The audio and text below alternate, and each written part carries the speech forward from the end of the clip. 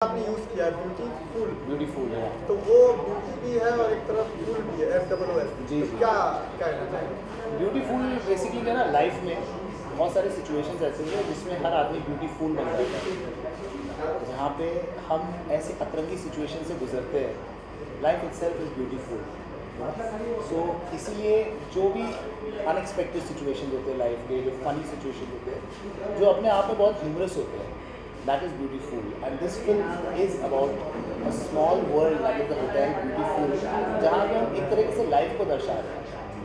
आज का सीन क्या शॉट हो रहा था आज का सीन इमाम सिद्दीकी का था जो एक उसकी जो बहुत चहीती भैंस है उससे उसका रियूनियन है तो वो सीन दर्शा रहे थे। इमाम काफी कलरफुल नजर आ रहे हैं जी ड्रेस पे तो वो क्या कॉन्सेप्ट आपने एक्चुअली इमाम को मैंने कास्ट ही इसलिए किया है क्योंकि वो काफ़ी कलरफुल है और एक मिनट इमाम इतने कलरफुल है कि इस वक्त मुझे बात भी नहीं करने दे रहे हैं वो इतनी ज़ोर से बात कर रहे हैं तो इमाम इतने कलरफुल रियल लाइफ में हैं उनके जो रियल लाइफ इमेज है वो देखकर और उन्होंने जो परफॉर्म किया है तो मुझे उसी किस्म का किरदार चाहिए था इस फिल्म में तो इसलिए मैंने उनको कास्ट किया है।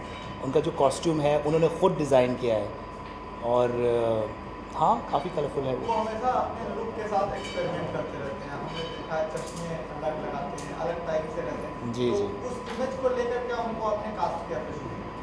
मैंने इमाम को फुल लिबर्टी दी थी मैंने उसको कैरेक्टर समझाया था फिर मैं उससे कहा था कि ये इस किस्म का कैरेक्टर है तो उसने ख़ुद उस कॉस्ट्यूम को डिज़ाइन किया जो क्लासेस है उसने मुझे दिखाया और काफ़ी हमने डिस्कशन किया और उसके बाद उस किरदार को पूरी तरह से जो है निभाया उन्होंने। फिल्म मैसेज क्या देगी, समाज को एक मैसेज देती है हर फिल्म, तो ये मैसेज क्या देगी? मैसेज तो ये है कि देखिए लाइफ में इतनी ज़्यादा जो तकलीफ़ें हैं, दुख है, तो हम जो है इस फिल्म से एंटरटेनमेंट देना चाहते हैं, ह्यूमर देना चाहते हैं, हंसी देना चाहते हैं, to take every situation very lightly, to not take it in a very serious way. So that is the message, you know. Johnny Lever साहब का किरदार क्या है इस फिल्म में?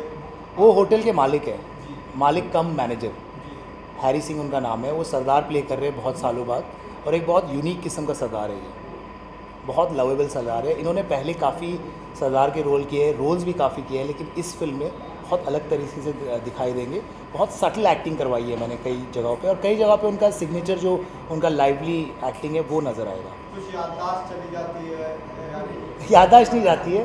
उनका एक प्रॉब्लम है कि वो जब लाल कपड़े में जब लड़की को देखते ना, तो उनकी एक एक्स गर्लफ्रेंड गुलशंदर याद आ जाती है। तो वो उनका एक मेंटल डिसऑर्डर सा दिखाया है, जिससे बहुत ह्यूमर क्रिएट होता है। और कौन कौन से कैरेक्टर जो फिल्म को ज़बरदस्त मोड़ देंगे? या एक तो इमाम का कैरेक्टर है, एक और रजत मेनन है जो साउथ का एक्टर है। उन्होंने साउथ में तकरीबन 10 फिल्में की है, तो ये पहला उनका हिंदी फिल्म लॉन्च है। So he is a very promising young actor. फिर टेलीविज़न से रोहित खुराना है, he is done a very good role, Nawab का रोल है। उसके बाद 3 लड़कियां हैं, Alisha, Jiya, Shanti, they add the glamour in the film. उसके अलावा बहुत सारे फॉरेनर्स एज मॉडल्स है। So it's a very colourful film and very entertaining film. आपके पास स्क्रिप्ट है, स्क्रिप्ट के हिसाब से आपने जब कैरेक्टर चूज़ किए, तो क्या ये जितने भी कैरेक्टर्स आपने लिए वो फिट बैठते हैं? तो जो आपकी सोच थी? बिल्कुल, बहुत परफेक्ट कास्टिंग हुई है, जी।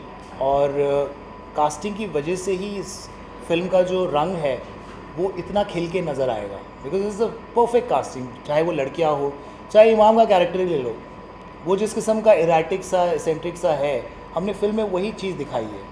जॉनी भाई का character, he is very lively, full of humour, full of energy. Rajat का character, he is playing a south Indian and he is a south Indian, so we needed someone who is a south Indian. So वो natural, उसकी जो language है वो use हुई है। रोहित खुराना का जो कैरेक्टर है, he is got a very strong character and he is always played those kind of roles on television. Nawab का character, so it's perfect casting. कोई ऐसा खास एक्सपीरियंस अभी तक शूटिंग के दौरान कोई ऐसा रहा जो शेयर करना चाहते हैं? बहुत सारे ख़ास एक्सपीरियंसेस रहे हैं। ऐसा? हमने बहस के साथ काफ़ी जो है जद्दोजहद की है, जो इसमें कालीचरण का जो कैरेक्टर प्ले कर रही है, तो उस पर जो हमको लड़की को बिठाना था और उसके बाद राइडिंग करानी थी, तो उसमें बहुत जो है फ़नी सी चीज़ें हुई। कई बार जो है वो भैंस निकल जाती थी, लड़की नीचे आ जाती थी, उसमें बहुत सारी फ़नी चीज़ें हुई। गोवा में काफ़ी मेमोरेबल चीज़ें हुई है। और अभी बस 2 दिन की शूट बाकी है कार्निवल का। अभी हम 2 दिन के लिए गोवा जा रहे हैं, उसके बाद the film is complete and hopefully April में हम रिलीज़ करना चाहते हैं।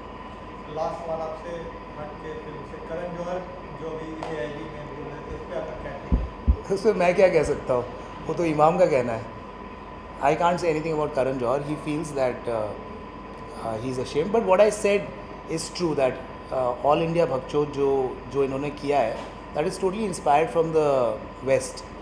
एंड ह्यूमर सबसे ज़्यादा आसान जो मैं लिखता हूँ, because I am also a writer, जहाँ पे आप गालियाँ डाल दो, आप कोई भी फिल्म देख लो, हिंदी फिल्मों में जहाँ जहाँ गालियाँ है, बड़ी आसानी से ऑडियंस को हंसी आ जाती है।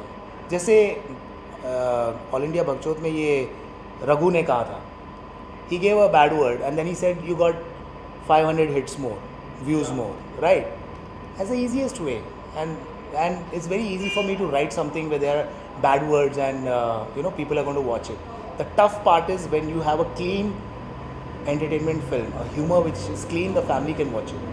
अच्छा, मैं ये जानना चाहता हूँ, पैरेलल सिनेमा आप लोग बना रहे हैं, जैसे कि एक हिंदी फिल्म इंडस्ट्री से अलग हट के कुछ ऐसा काम करना चाह रहे हैं, उनसे अलग पहचान बनाना चाह रहे हैं, या आप उनके साथ हैं? देखिए, जो पहली फिल्म है वो तो फुल ऑन एंटरटेनमेंट है, लेकिन मेरी जो दूसरी फिल्म है टाटा गुड बाय, उसमें definitely it's a black humour. It is not out and out commercial. It is a black humour film, very meaningful film, a very strong message. So that film is definitely different. But this particular film जो हम बना रहे, मेरे जो producers हैं मोहम्मद भाई, रेड्डी जी, हम तीनों ने मिलके इस फिल्म को बनाने का डिसीजन इसलिए लिया क्योंकि ये जो प्ले था मेरा बात बात में बेड़े हालात, वो बहुत सक्सेसफुल था. So we believed in this particular script to start off with. Then there is obviously a lot of other genres that we are gonna tap after this.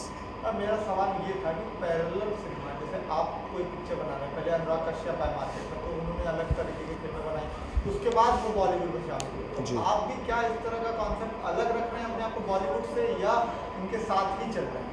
नहीं, मैंने ऐसा कुछ सोचा नहीं है. जो हम बिलीव कर रहे हैं उसको बना रहे हैं, whether it is parallel cinema or commercial or whatever. But yes, the economics have to work out. So we've made this film in such a way that definitely the content is the hero and we will come out with flying colors. So that belief has to be there. It's not about a strategy that हमें parallel करना है, ये करना है, वो करना है. जिसमें हम believe करेंगे हम बनाएंगे. Thank you very much. Thanks. Sir सब जानना चाहेंगे आप क्या सीन पिक्चराइज कर रहे हैं? Picturize इमाम के जो co-star है, the big superstar, the big B of the industry, you know, the big B. उनका सीन पिक्चराइज हुआ है और he is actually the love of Imam's life in the film. So And otherwise, also in real life. real life also, that he can tell you better. So वो scene picturise हो रहा था जिसमें जो है उनका रीयूनियन है. That co-star of Imam comes back to Imam and Imam is very happy and tears are coming out and you know he's all you know in love with this person. Okay इमाम, आपसे जानना चाहेंगे scene के बारे में और कितना emotional scene था, थोड़ा सा बताएंगे? सबसे पहली बात मैं फिर एक बार दोहराना चाहूँगा वो बात जो समीर साहब ने इस बात की है कि मेरे जो कोस्टार है इस फिल्म में वो बहुत ही नायाब किस्म के कोस्टार हैं. My costar is the big B. कोई आइडिया है आपको कि बिग बी का मतलब क्या होता है? Well, if you no, this big B is नहीं, एक मिनट सस्पेंस रहने दो ना. कॉमेडी फिल्म में भी सस्पेंस रहना ज़रूरी. तो आप फिल्म देखेंगे आपको पता चलेगा कि हमारा बिग बी कौन है. no, Imam, you have to give it out. Why do have to give it out? मेरे को बताना ज़रूरी है. That's it. He is got what he wanted. Okay. Okay, आपके किरदार में जानना चाहेंगे इमाम किस तरह किरदार निभाते नजर आएंगे आप? मैं एक जानवरों का प्रेमी हूँ, खुद एक जानवर हूँ इंसान के लिबास में. और किसी भी जानवर पे कोई भी जुल्म होता है या अत्याचार होता है मुझसे बर्दाश्त नहीं होता. यहाँ मैं कहना चाहूँगा कि पीटा, SPCA, इतनी जितनी भी संस्थाएं हैं उनका मैं self appointed brand ambassador. See all the badges? These are all the awards he's my got. Credentials. और एक और ख़ास बात जो इमाम इस फिल्म में दरवाज़ा बंद जब करो, किसी को गाली देते हैं या बुरा बोलते हैं तो वो जानवरों की गाली नहीं देते, वो कहते हैं इंसान कहीं का. तो ये एक इनकी ख़ास जो है तकिया कलाम है फिल्म में. जी बिल्कुल. और एक और तकिया कलाम जो आप कहते हो वो बताइए. आप मेरे से ज़्यादा बेहतर जानते हैं, आप बताइए. इस किस्म की घटिया बयानबाजी बंद कीजिए. So that's his pet line, and it's a very interesting character. Imam has done extremely well for his first film, Inshallah, I hope so. and people are going to love his character and the film. What is the name of your character? You remember last interview you gave that name out? I can't. Zoolander. Zoolander is actually a film. It's a Hollywood film, and I find that I drew a parallel because that's what you do as an actor. You kind of like do you want me to say this in Hindi or in English? एक actor हमेशा अपनी personal life या अपनी experience से कुछ ना कुछ draw करके उस कैरेक्टर में डालना चाहता है. तो मैं ही कहना चाहूँगा कि एक फिल्म थी हॉलीवुड फिल्म जिसका नाम था जूलैंडर. मैंने उस फिल्म को बहुत स्टडी किया, उस कैरेक्टर को बहुत स्टडी किया और उसके कुछ शेड्स मैंने इसमें लाने की कोशिश की है. He is a completely over the top hysterical unreal kind of character and that's exactly what I play here as well. Zoolander. कितना सही मानते हैं आप अपनी फिल्मी पारी की शुरुआत होटल ब्यूटीफुल से करना, और किस तरह की फिल्म होगी होटल ब्यूटीफुल? मैं उम्मीद करता हूँ कि एक सुपरहिट फिल्म हो इंशाल्लाह. और मैं यहाँ कहना चाहूँगा for the record that my debut film with Sameer and the entire production team of hotel beautiful has been an incredibly positive experience. I am lucky that I had this experience. शुक्र है कि मुझे किसी धर्मा प्रोडक्शन के लिए या अभी आजकल के जो मतलब फेमस हो गए ऑल इंडिया बकचोद वाले करण जौहर के साथ काम करने की ज़रूरत नहीं महसूस हुई. Because there is an emergence of alternative cinema and Sameer represents that. I'm happy to be part of this cinema rather than that which calls itself Bollywood, because that is a disgrace, that is a shame. Shame on you, Karan Johar. Okay, बातें करण जौहर थे, आलिया थी वहाँ पे, अगर मैं AIB की बात करूँ, बहुत से लोग थे, रणवीर सिंह थे, अर्जुन कपूर थे, और जिस तरह की संस्कृति हम हिंदुस्तान की अलाउ नहीं करती है, उस तरह की अभद्र भाषा का इस्तेमाल करा गया था। आप as a individual, as a Indian क्या कहना चाहेंगे जो लोग भी उसमें शामिल थे? अंग्रेजी में कहावत है कि ह्यूमर इज एथनोसेंट्रिक, मतलब जहाँ जैसे in Rome do as the Romans do, हम लोग ये कोशिश कर रहे हैं कि हमारी संस्कृति जो है 5000 साल की, उसको भूल के आजकल का जो वेस्टर्न तौर तरीका चला है, हॉलीवुड का जो तौर तरीका चला है, उसको फॉलो करें, वो भी ब्लाइंडली।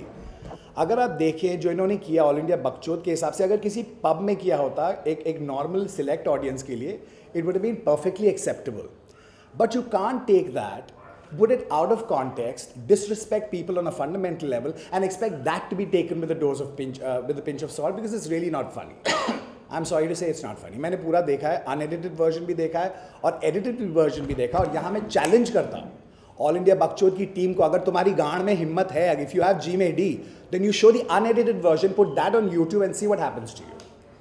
Okay, आप हमेशा से आवाज उठाते आए हैं और हमेशा आपकी आवाज को नेगेटिव लिया जाता रहा है। जी। आप बहुत सही मुद्दे उठाते आए हैं और अपनी बात रखते आए हैं जो सब कहना चाहते हैं। आपको लगता है कि कहीं विवादों को आमंत्रित करते हैं आप, और बात आप हालांकि सही देखिए, सच्चाई में हमेशा कड़वापन होता है, जो मैं बोलता हूँ वो सच बात होने की वजह से लोगों को बहुत कड़वी लगती है। यहाँ मैं कहना चाहूँगा कि हर इंसान की एक जिम्मेदारी होती है, every human being has a social responsibility. If I as an artist do not express myself, then it's a disrespect to me and my profession.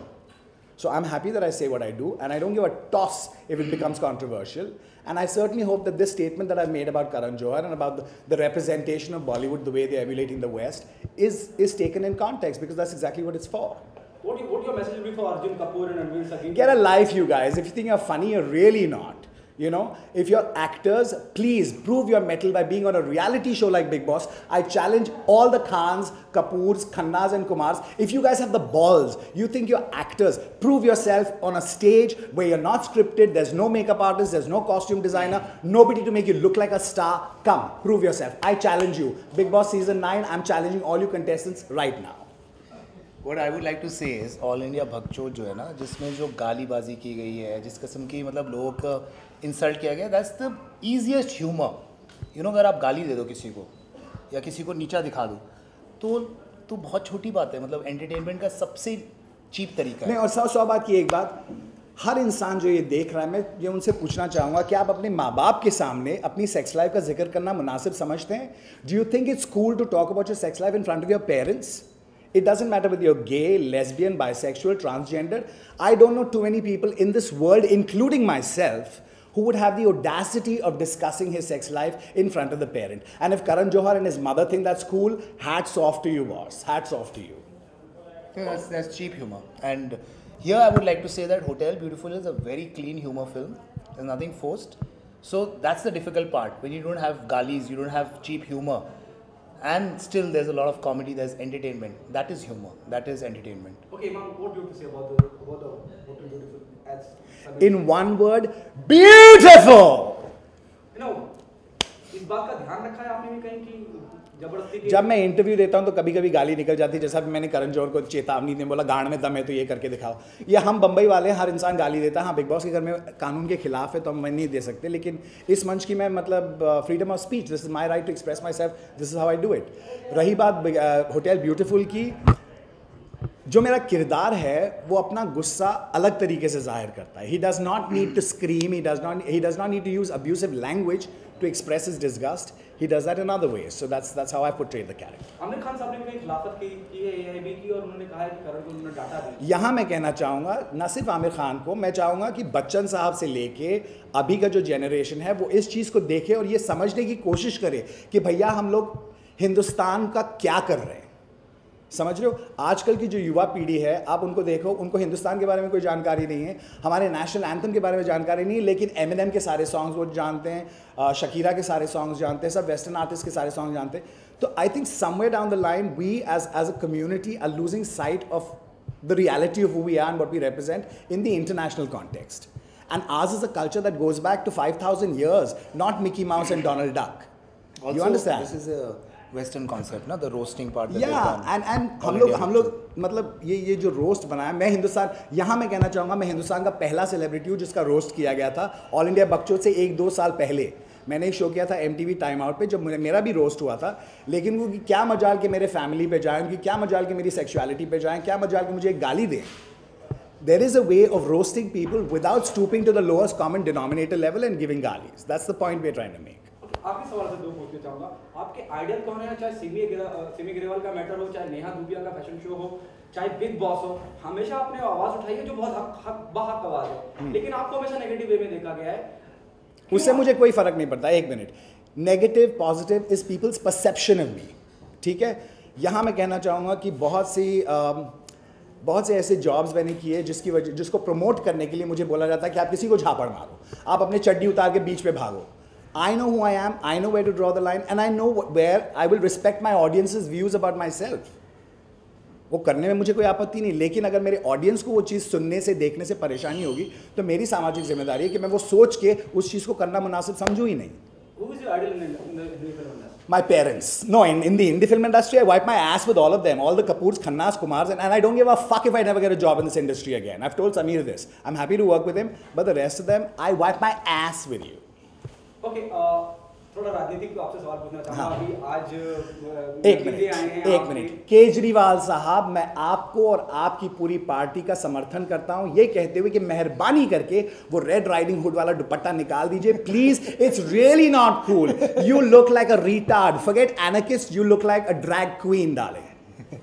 उनकी कामयाबी पे क्या कहना चाहेंगे? भारी बहुमत से जीते हैं, 67 सीट। मैं ये कहना चाहूँगा कि बीजेपी उनकी बैंड बजाएगी, क्योंकि बीजेपी ने सरकार सेंटर में बीजेपी की है, और ये हम लोग पहले भी बातचीत कर रहे थे इसके बारे में। सरकार बीजेपी की होने के बावजूद अगर वहाँ की दिल्ली की जो गवर्नेंस है वो अगर आपके हाथ में आती, जैसे कि ये इलेक्शन ने साबित किया, तो वहाँ मुठभेड़ शुरू हो जाएगा मेरे ख्याल से। It's gonna be a comedy of errors. BJP कुछ करना चाहेगी, आप कुछ करना चाहेंगे, it's gonna be like too many cooks spoiling the broth. आप क्या कहना चाहेंगे आपकी जीत के ऊपर? Congratulations. I hope it's not a blame game after this. That's and all. I hope he understands the meaning of the word anarchist. You can't be the governor of Delhi, the capital of this country, and be a stupid moron and call yourself an anarchist. Even if you are, you idiot, don't say it in the public forums. Keep it to yourself, because that kind of shit you don't need to advertise. Done. Thank you.